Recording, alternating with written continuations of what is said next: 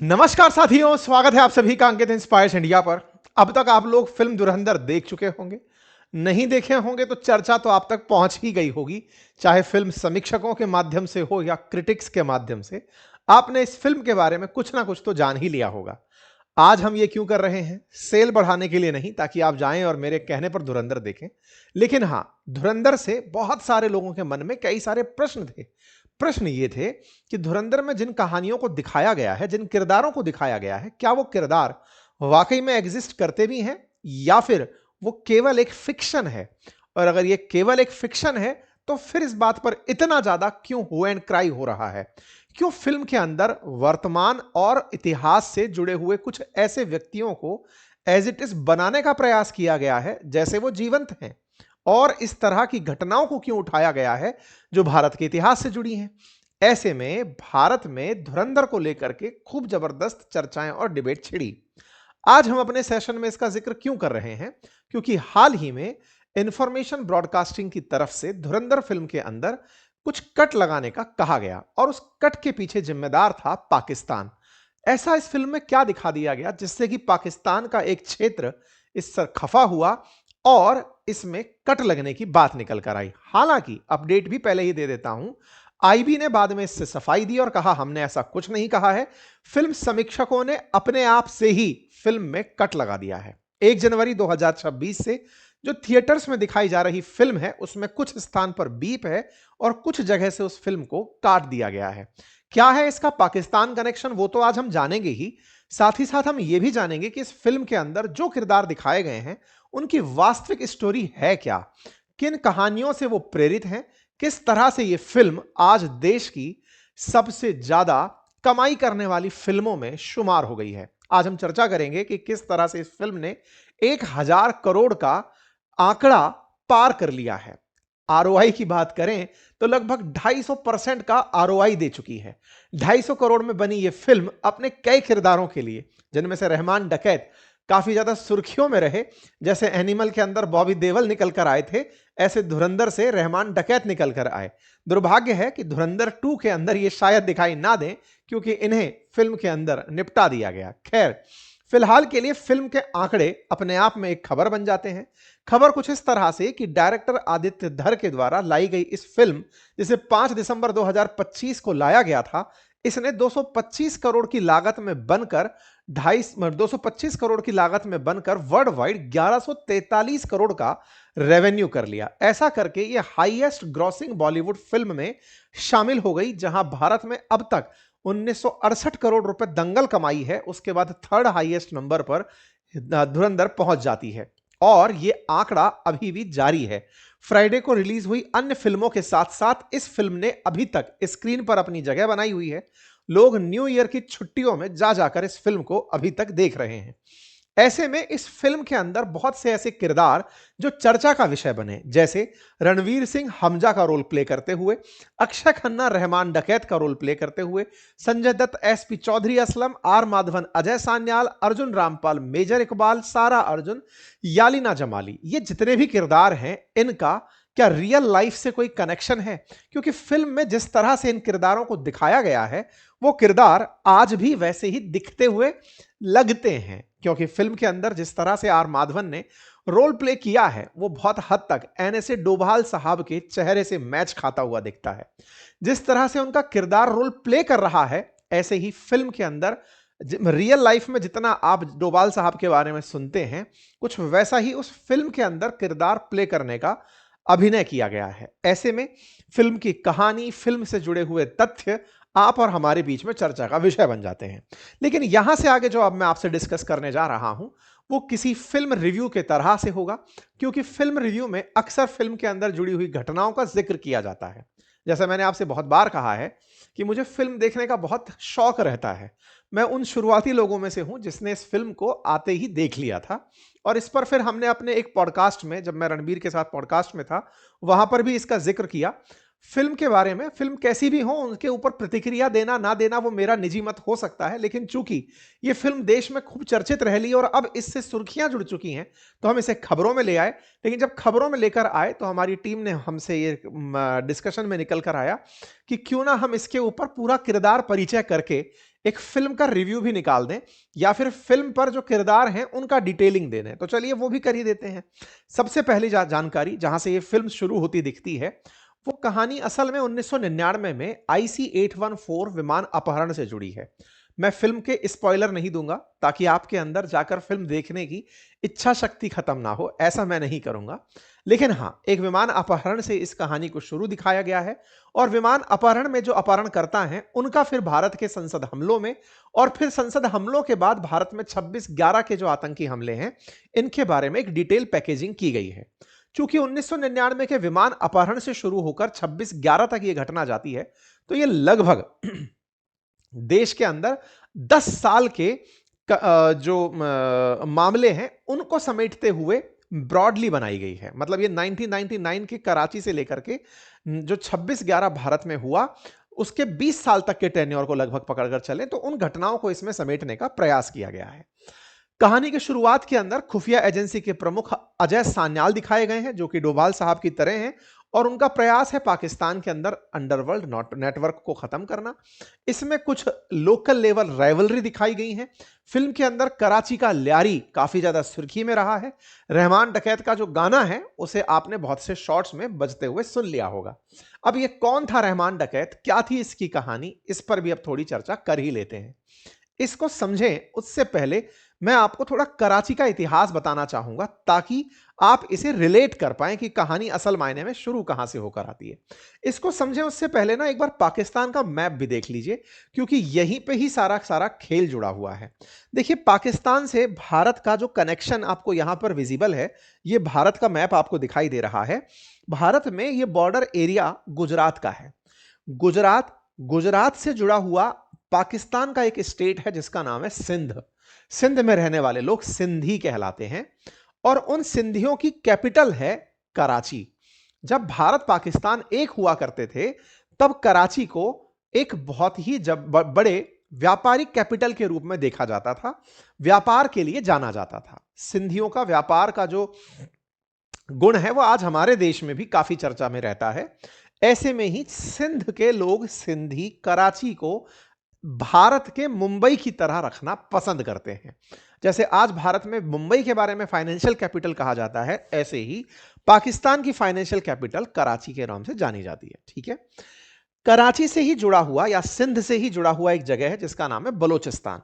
पाकिस्तान का सबसे बड़ा राज्य क्षेत्रफल के आधार पर, लेकिन क्षेत्रफल के अनुसार जो सबसे बड़ा राज्य है, विकास के मामले में उतना ही पिछड़ा राज्य है। बलोचिस्तान के लोगों को बलोच कहा जाता है। जैसे सिंध के लोगों को सिंधी कहा गया, ऐसे बलोचिस्तान के लोगों को बलोच कहा जाता है। इस फिल्म के अंदर बलोच शब्द का कई जगह उपयोग किया गया है। चूंकि बॉर्डर पर अगर ध्यान से देखें तो कराची का बलोचिस्तान से बॉर्डर दिखता आपको, मतलब बिल्कुल नजदीक ही आपको लगता हुआ दिखाई दे रहा है। ऐसे ही बलूचिस्तान एक तरफ कनेक्ट होता है ईरान से, एक तरफ कनेक्ट होता है अफगानिस्तान से। अफगानिस्तान में लंबे समय से तालिबान बैठा है, और ईरान में भारत लगातार चाबहार पोर्ट के इर्द गिर्द अपनी गतिविधियां कर रहा है। यह चाबहार पोर्ट भी आपको इसलिए जान लेना चाहिए क्योंकि जो कुलभूषण जाधव, भारत के नेवी के पूर्व अधिकारी, जो पाकिस्तान की जेल में बंद हैं, जिन्हें पाकिस्तान ने रॉ एजेंट बता करके गिरफ्तार किया हुआ है, उन्हें इसी पोर्ट से ही पकड़ा गया था, ऐसा भारत का कहना है। इस सारी कहानी में कुलभूषण जाधव का रोल भी आपके सामने आएगा, आपके सामने डोभाल साहब का किरदार भी खुलकर आएगा। चलिए, तो आपने जगह देख ली, अब हम कराची पर आते हैं। साथियों, जब भारत का विभाजन हुआ, जैसा आप जानते हैं, बड़ी संख्या में लोग जो यहां रहने वाले हिंदू थे या फिर जो गुजराती थे, जो पाकिस्तान की तरफ रहते थे, वो लौट करके भारत की तरफ आए, और जो भारत में रहने वाले मुसलमान थे, वो यहां से मुस्लिम देश बनते पाकिस्तान में गए। यहां से बड़ी संख्या में जनता इधर से उधर हुई थी। जो यहां से निकल करके लोग सिंध में गए, उन्हें मुहाजिर कहा गया। जो भारत के मुसलमान थे लेकिन वो पाकिस्तान में गए, वो यहां पर मुहाजिरों के नाम से जाने गए, और जो लोकल यहां के सिंधी थे, वो मुहाजिरों को पसंद नहीं करते थे। एक और वाकया हुआ। जैसा आप जानते हैं कि पाकिस्तान से ही पूर्वी पाकिस्तान यानी बांग्लादेश कनेक्टेड था। बांग्लादेश के अंदर बड़ी मात्रा के अंदर बंगाली मुस्लिम रहते थे। जब पाकिस्तान बना तो काफी सारे बंगाली मुस्लिम भी चल करके इस सिंध में रहने चले आए। व्यापारिक जगह थी, बिल्कुल ऐसे समझिए जैसे आज हमारे देश से बड़ी संख्या में लोग काम करने मुंबई आते हैं, ऐसे ही जब पाकिस्तान बना तो आज के बांग्लादेश यानी उस समय के पूर्वी पाकिस्तान से लोग निकल करके कराची चले आए, कराची एज एन मुंबई चले आए। ठीक है, ऐसे में कराची में कई तरह के लोग रहना शुरू हुए। कई तरह के लोग रहना शुरू हुए से क्या मतलब है, यहां पर तरह तरह की एरिया से आए हुए सिंध से लोग, मुहाजिर लोग, बंगाली लोग, यहां पर आकर कश्मीरी लोग, अरबी लोग, बोहरा लोग, यहां पर तरह तरह के लोग आकर रहना शुरू हुए और एक मिक्स समुदाय के रूप में कराची डेवलप होना शुरू हुआ। अब यह जानकारी मैंने आपको क्यों दी, क्योंकि इसमें इस किरदार का परिचय कराना है। किरदार कौन है? फिल्म में जिसे रहमान डकैत के नाम से बताया गया है, जिसे ल्यारी से कनेक्ट किया गया है, यह ल्यारी क्या है? असल मायने में कराची में एक जगह ल्यारी है जिसे गैंग वॉर्स के लिए जाना जाता था। अब यह गैंग वॉर्स किस बात की थी? असल मायने में जो लोकल सिंध के सिंधी थे, वो सिंधी बाहर से आए हुए मुहाजिरों से एक तरह की नफरत करते थे, या फिर समझिए कि एक तरह से अपने आप को अलग रखते थे।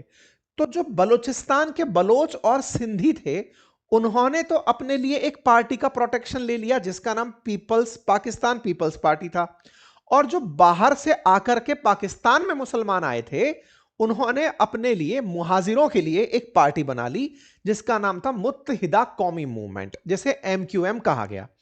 तो कराची में चूंकि बहुत सारे लोग अलग अलग जगह से आए थे, ऐसे समझिए जैसे अमेरिका में माइग्रेंट्स और अमेरिकन लोकल्स, उनके बीच में अब एक प्रकार की टसल है, ऐसे ही कराची के अंदर कराची के लोकल्स में सिंध और पड़ोसी बलोच, ये तो लोकल हुए, और जो बाहर से आए हुए लोग थे जो आए थे पाकिस्तान में पाकिस्तान का ही बनने के लिए, उन्हें लेकिन वहां पर अलग दोयम दर्जे का ट्रीटमेंट मिला, उन्होंने अपनी पार्टी एमक्यूएम बना ली।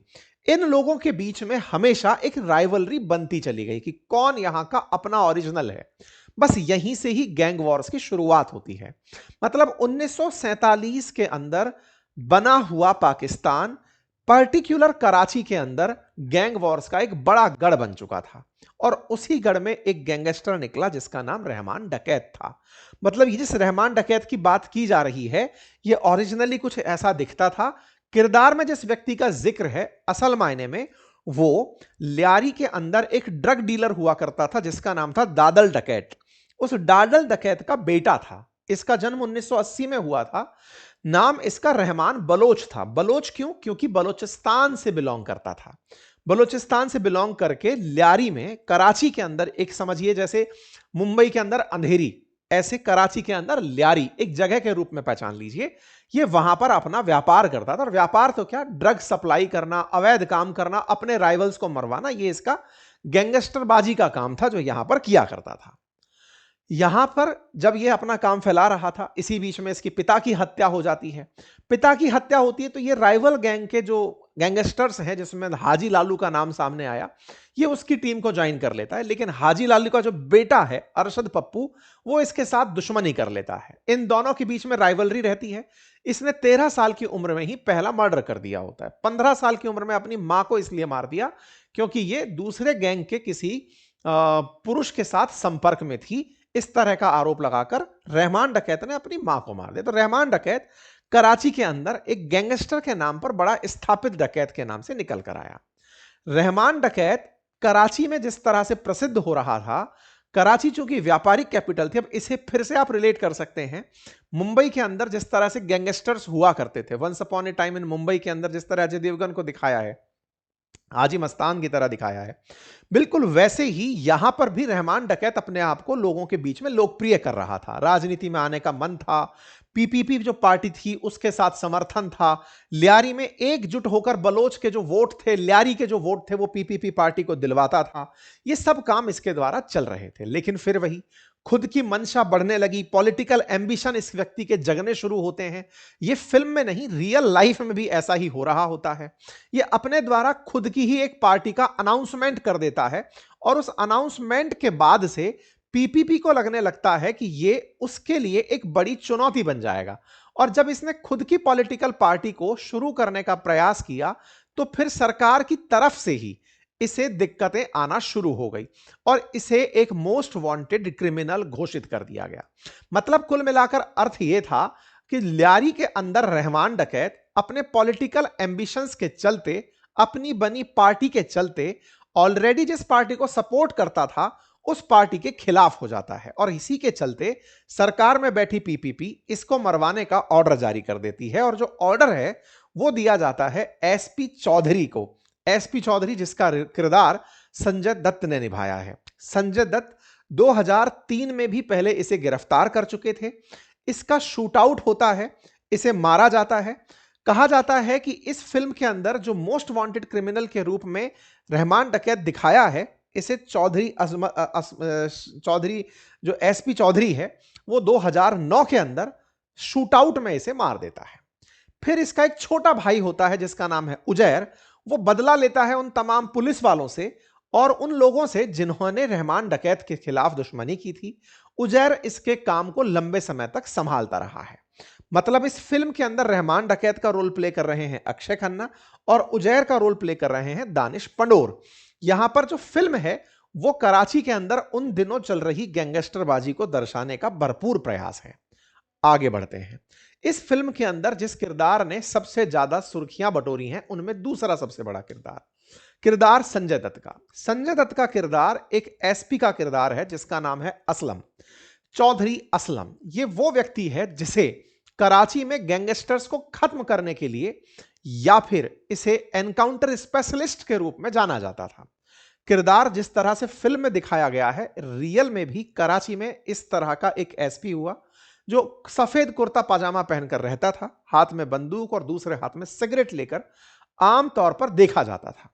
इस व्यक्ति के बारे में जो पाकिस्तान में प्रसिद्ध है वो ये कि इसी ने ही कराची से रहमान डकैत और उसके बाद उजैर के नेटवर्क को खत्म किया था। ये वो व्यक्ति था जिसे सरकार का समर्थन था, लेकिन इस सरकार के समर्थन के बावजूद गैंगस्टर से राइवलरी के चलते इसे बहुत बार मारने का प्रयास हुआ। एक बार मारने के प्रयास में इसके घर पर ही एक आत्मघाती बम लेकर ट्रक घुस चुका था, हालांकि यह बच निकला।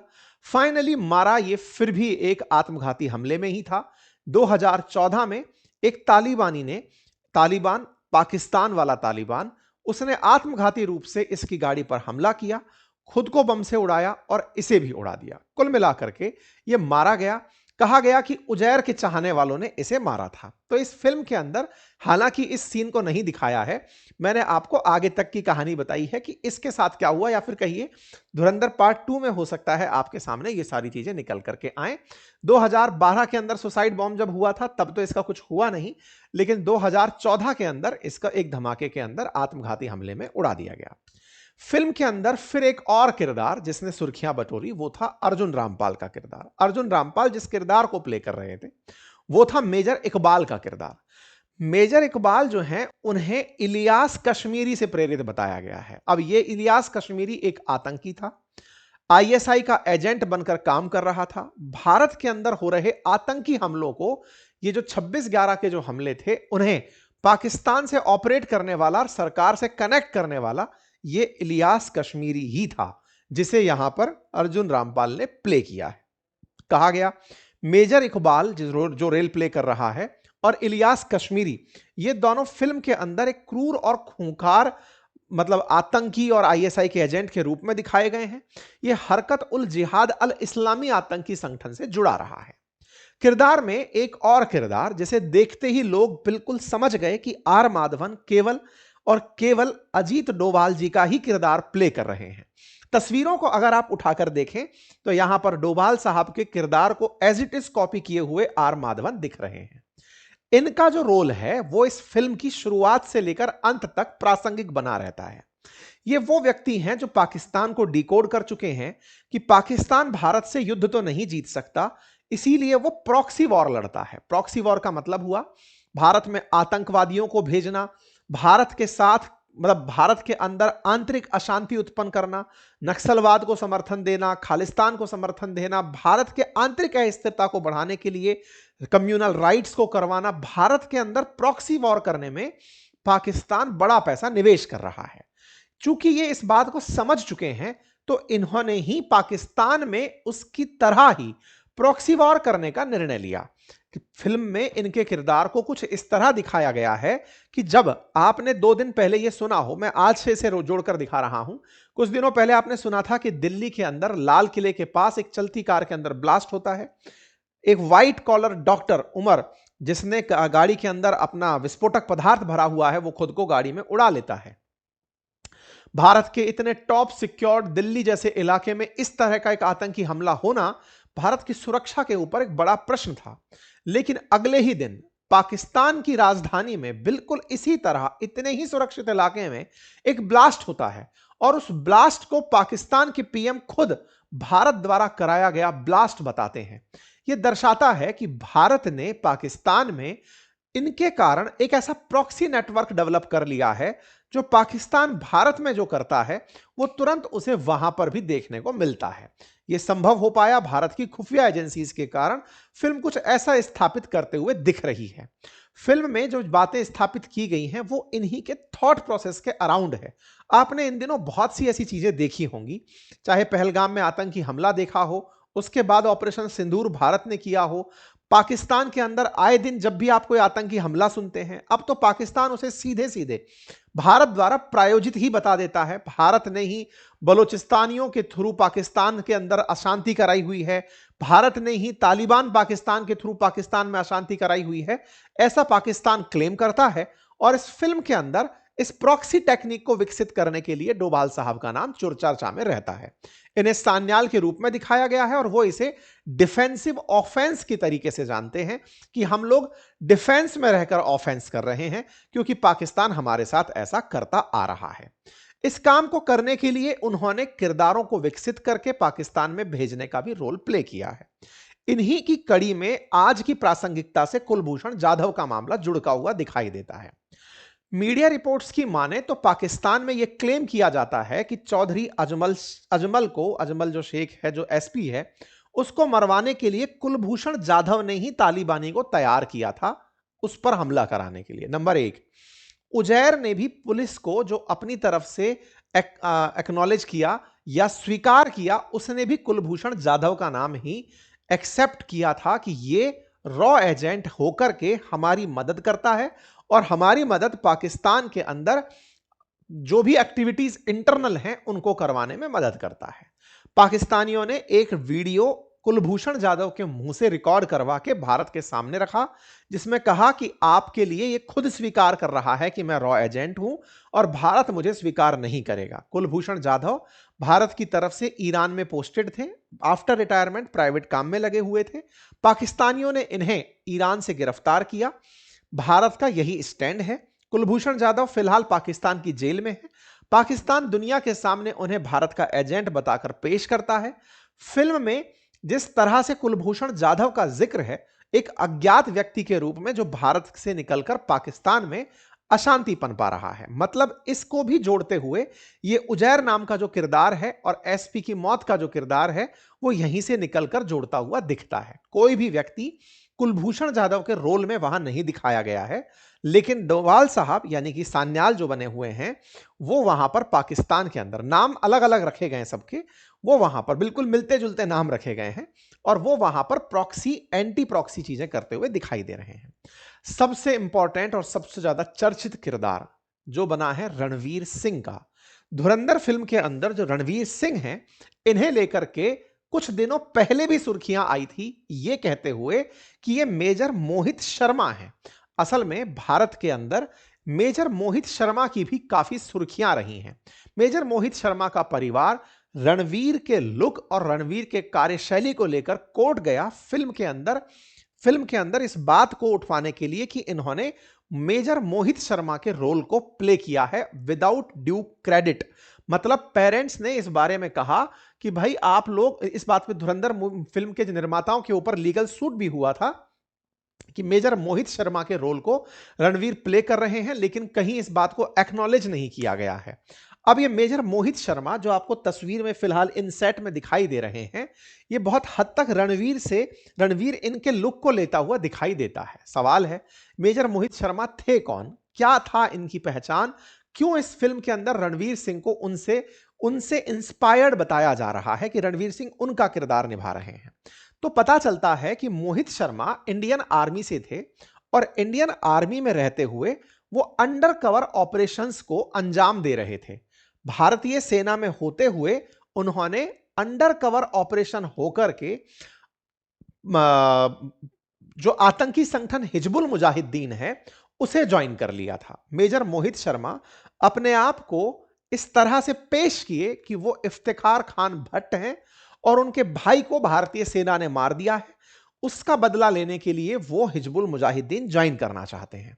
2004 में मेजर शर्मा मुजाहिदीन ज्वाइन करते हैं। ज्वाइन करके दो बड़े आतंकवादियों को मारते हैं। उनमें से एक का नाम अबू तोरारा और दूसरे का नाम अबू सज्जार है। उन्हें गोली मारकर और उनके हथियार लेकर वापस मोहित आर्मी कैंप लौट आते हैं। इनके इस अंडर कवर ऑपरेशन के चलते इन्हें इस फिल्म में रणवीर जो किरदार निभा रहे हैं उससे रिलेटेड बताया गया। लेकिन यहां पर जानने वाली बात यह है कि मेजर मोहित शर्मा का जो ऑपरेशन ग्राउंड था वो कश्मीर ही था, लेकिन रणवीर जो किरदार प्ले कर रहे हैं वो किरदार कराची के अंदर है, ल्यारी के अंदर है, सिंध के अंदर है। फिल्म निर्माताओं ने कहा कि यह एक संयोग हो सकता है, लेकिन किरदारों का पृष्ठभूमि अलग है। मेजर मोहित शर्मा के किरदार को रणवीर प्ले नहीं कर रहे हैं, ऐसा कहते हुए फिल्म के अंदर इस बात का स्पष्टीकरण भी दिया गया है। ठीक है साहब, ये कुछ इंपॉर्टेंट बातें थी। सवाल था फिर रणवीर किसका किरदार प्ले कर रहे थे? रणवीर डोवाल साहब द्वारा प्लांटेड उस प्रॉक्सी वॉर के लीडर का रोल प्ले कर रहे हैं जो पाकिस्तान में जाकर के भारत के लक्ष्यों की पूर्ति कर रहा है। इसके लिए उन्होंने हमजा नाम के एक व्यक्ति को यहां पर इंट्रोड्यूस किया है, जिसका इतिहास है कि वो जेल में भारत के अंदर बंद था। उसे एंटी पाकिस्तान, क्योंकि उसके अंदर जो भी पाकिस्तान के खिलाफ नफरत थी, उसे इग्नाइट किया जाता है। चूंकि वो भारत में भी अपराधी होता है, अपराधी को भारत के लिए ही यूज करने के लिए पाकिस्तान में भेजा जाता है, जिसका कोई रिकॉर्ड नहीं होता और वो पाकिस्तान जाकर भारत के हितों को ही पूरा कर रहा होता है। फिल्म के अंदर ये वाली लाइन दिखाने का प्रयास किया गया है। ठीक है साहब, अब आती है बात कि ये फिल्म गल्फ कंट्रीज में क्यों नहीं चलाई गई। सामान्यतया वो सभी फिल्में जिसमें भारत पाकिस्तान एक दूसरे पर आरोप प्रत्यारोप कर रहे हो, या ऐसी फिल्में जो भारत पाकिस्तान के लड़ाने जैसी फिल्में हो, जैसे बॉर्डर टाइप की फिल्म हुई, या फिर वो फिल्में जिसमें भारत खुफिया तरीके से पाकिस्तान में कोई घटना को अंजाम दे रहा है, राजी टाइप की जो फिल्में हैं, ऐसी फिल्मों को गल्फ जीसीसी की जो कंट्रीज हैं वो प्ले नहीं करती हैं। उनके पीछे का कारण है क्योंकि उन देशों में बड़ी संख्या में भारतीय और पाकिस्तानी लोग एक साथ रहते हैं।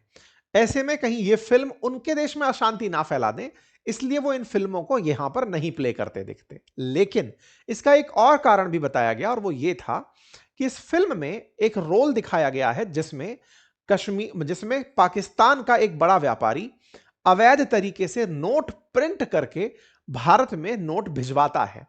इस प्रक्रिया में उसने जिस जगह का उपयोग लिया वो गल्फ कंट्रीज ही थी, दुबई ही था।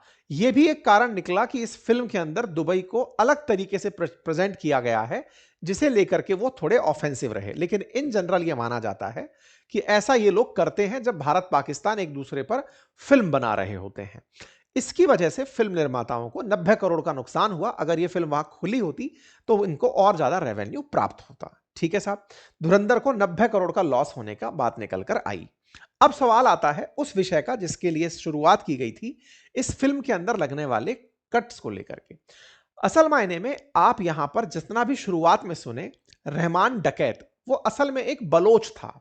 यहां पर रणवीर भी जो किरदार निभा रहे हैं वो भी एक बलोच का किरदार निभा रहे हैं। यहां पर बलूचिस्तान को इस पूरी फिल्म के अंदर खलनायकों द्वारा प्ले किया गया है। बलूचिस्तान भारत हितैषी पाकिस्तानी राज्य है। बलूचिस्तान के लोग भारत के समर्थन से पाकिस्तान में आजादी चाहते हैं। बलूचिस्तान का यह वाला पूरा क्षेत्र बलोच लिबरेशन आर्मी चलाता है, और बलोच लिबरेशन आर्मी पाकिस्तानियों को और पाकिस्तानी सेना को ढूंढ ढूंढ कर मारता है। Baloch liberation army pro India है, और वो भारत से अपनी आजादी के लिए कि इस पूरे क्षेत्र को आप आजाद करवाइए वो मांग करता है। बलोच ही वो लोग हैं जो पाकिस्तान के अंदर ग्वादर पोर्ट के पास बनी हुई जो सीपैक है, चाइना पाकिस्तान इकोनॉमिक कॉरिडोर है, उसको नुकसान पहुंचाते हैं। बलोच ही वो लोग हैं जो पाकिस्तान के अंदर जितने भी फॉरेन इन्वेस्टमेंट आते हैं या चीनी आते हैं उनके खिलाफ खड़े होते हैं, क्योंकि बलूचिस्तान के अंदर बड़ी मात्रा के अंदर माइंस हैं, मिनरल्स हैं, लेकिन उसकी एवज में यहां पर विकास नहीं है। यही बलोच लोगों का पाकिस्तानियों से सबसे बड़ा संघर्ष है। इस फिल्म में चूंकि बलोच को इस तरह दिखाया गया है कि वो अपराधी हैं, 26/11 के हमले में बलोच लोगों का ही योगदान रहा है। इस फिल्म में जिस तरह से दिखाया गया है, जब वो चौधरी एसपी बोलता है कि मगरमच्छ पर यकीन कर लो लेकिन बलोच पर नहीं, बोले ये बलोच लोगों को नीचा दिखाने जैसा है। इस बात से बलोच लोग परेशान हैं, आहत हैं। बड़ी संख्या में बलोच पर ऑलरेडी पाकिस्तानी सेना जुल्म करती है। बलोच भारत के समर्थन से चाहते हैं कि वो आजाद हों, लेकिन अगर उन्हें इस तरह से दिखाया जाएगा तो ये बलोच लोगों के आंदोलन को और भारतीय लोगों में बलोचों के प्रति जो सद्भावना है, सहानुभूति है, उसे कमजोर करेगा। इसलिए बलोचों की तरफ से ये डिमांड थी। ये फिल्म का एक दृश्य है, मैं नहीं प्ले करूंगा, जिसमें दिखाया गया है कि 26/11 का जो आतंकी हमला है, उस आतंकी हमले को किस तरह से बलोच ने, यानी कि रहमान डकैत ने बलूचिस्तान से अवैध हथियार मंगाकर अंजाम दिया था। इस फिल्म को मैं यहां पर प्ले नहीं कर रहा हूं, अदरवाइज कॉपीराइट आ जाएगा। इस बात पर मीर यार बलोच, जो कि बलोच रिप्रेजेंटेटिव हैं, इनकी तरफ से एक ट्वीट आता है और वो इस बात पर अपनी तरफ से प्रतिक्रिया देते हैं कि यह तरीका सही नहीं है। बलोच इस तरह से नहीं है। बलोच कभी भी रिलीजियसली मोटिवेटेड होकर या फिर नेवर वो Islamic slogan Allahu Akbar type के स्लोगन चैंट नहीं करते हैं। और इस फिल्म में जिस तरह से उन्हें प्रेजेंट किया गया है भारत विरोधी, बलोच भारत विरोधी कोई एक्टिविटी नहीं करते हैं। इनकी तरफ से इस बात का जिक्र किया गया है और इस जिक्र में कहा गया है कि पैसे के लिए कोई व्यक्ति अगर कोई अपराध कर रहा है तो किसी एक कम्युनिटी पूरी को इसके लिए टारगेट करना, जिसके प्रति भारत में और भारत के प्रति उसमें बड़ी सद्भावना है, वो एक बुरा मैसेज देता है। मीर यार बलोच समेत और भी तमाम बलोच इन्फ्लुएंसर्स ने और रिप्रेजेंटेटिव्स ने, चूंकि बड़ी संख्या में भारत के गुजरात में भी बलोच रहते हैं, गुजरात के जामनगर में लगभग 50,000 के आसपास बलोचों का रहना कोट किया जाता है। ऐसे में बलोच लोगों के द्वारा अपने ऊपर हुई इन टिप्पणियों को इस फिल्म में देखकर प्रतिक्रिया दी गई और रिक्वेस्ट किया गया कि इसे हटाया जाए। इसके दो मायने हैं। भारत के अंदर इंफॉर्मेशन ब्रॉडकास्टिंग कंपनी, ब्रॉडकास्टिंग जो संस्था है, अगर वो फिल्म निर्माताओं से यह कहे कि बलोचों को गाली मत दो, उन्हें यहां पर डिलीट मारो, ऐसे में भारत का सीधा सीधा इंटरफेरेंस पता चल जाएगा। इसलिए आईबी के नाम से पहले यह जानकारी बाहर आई, बाद में आईबी ने इनकार किया कि नहीं, हमने ऐसा नहीं करवाया है। फिल्म निर्माताओं ने खुद से ही इस फिल्म के अंदर कट लगा दिया है। शुरुआत में आईबी ने ऑर्डर किया एडिट करने का, ऐसी रिपोर्ट निकल कर आई, बाद में इसका खंडन आया कि नहीं, 2 शब्दों में म्यूट और एक डायलॉग को बदलने की बात जो है वो हमने नहीं, फिल्म निर्माताओं ने खुद से ही कर ली। खैर, फिलहाल के लिए जो धुरंधर के अंदर फिल्म मेकर्स के द्वारा चेंजेस किए गए हैं वो स्वतः ही स्फुरित तरीके से किए गए हैं, यह बताया जा रहा है। इसके पीछे मंतव्य यह हो सकता है कि आईबी सरकारी तरीके से इस पर अगर काम करती है तो पाकिस्तान इसे उठाकर फिर दुनिया भर में दिखाता फिरेगा कि देखो, भारत सरकार खुद बलोच लोगों को इसलिए नीचा नहीं दिखाना चाहती क्योंकि ऐसा करने पर उनके राज पता चल जाएंगे कि भारत बलोचों को भड़काता है। खैर, जो भी है, फिलहाल के लिए 1 जनवरी से 3 जगह पर इस फिल्म के अंदर 2 जगह बीप और 1 जगह डायलॉग परिवर्तन कर दिया गया है। ऐसे में आने वाले समय में, यानी 1 जनवरी के बाद देखने वाले लोगों को बलोच लोगों पर हो सकता है टिप्पणी देखने को ना मिले। उम्मीद है कि हमने एक डिटेल विश्लेषण इस फिल्म के किरदारों का, घटनाओं का करने का प्रयास किया है। इसमें बहुत सी घटनाएं, जैसे 26/11 का आतंकी हमला इसके अंदर है, इसके अंदर कराची के अंदर जो इसके अंदर जो विमान हाईजैक है उसका डिटेलिंग है। कभी भविष्य में अगर रिक्वायर हुआ तो उस पर भी आपके सामने जिक्र लेकर आएंगे। खैर, फिलहाल धुरंधर का इतिहास अभी, मतलब धुरंधर का जो रिकॉर्ड है वो बनता चला जा रहा है और इसका पार्ट 2 मार्च में अपेक्षित है। जैसा भी होगा, फिलहाल के लिए इतना ही। जानकारी अगर आप लोगों को पसंद आई हो तो इसे अवश्य साथियों से साझा करिएगा। चैनल पर नए हैं तो सब्सक्राइब कर लीजिए। और हाँ, ईयर एंड सेल जो 1-2 दिन बढ़ाई गई थी, क्योंकि बहुत सारे साथियों ने कहा था कि वो न्यू ईयर पे कोर्सेज परचेज करना चाहते हैं, आज ये मध्य रात्रि समाप्त कर दी जाएगी।